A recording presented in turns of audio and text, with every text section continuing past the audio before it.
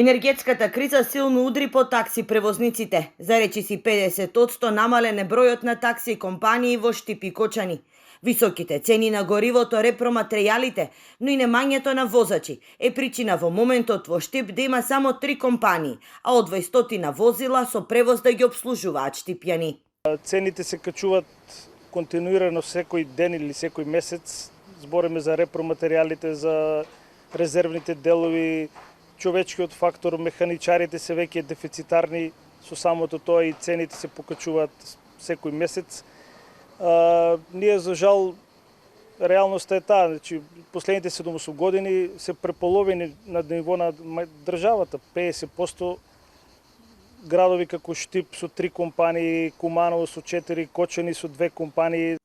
Ова е доволен доказ дека државата се соочува со дефицитарност од работници во сите области.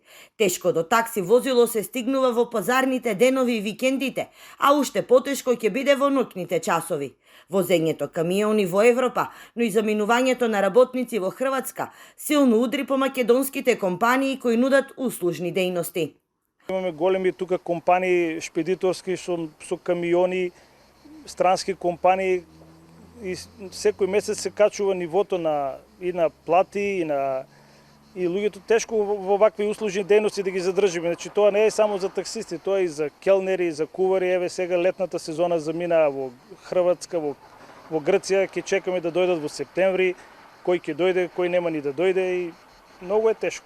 Од Сдруженијето на такси превозници посочуваат дека државата, но и општината треба да изготви јасна стратегија за надминување на кризата. Најавите за користење на автомобили со Евро 5 стандарди, но и од септември во Штип да профункционира автобускиот превоз, за такси превозниците ќе значи дополнително намалување на работата, но и многу возила за секогаш да останат паркирани.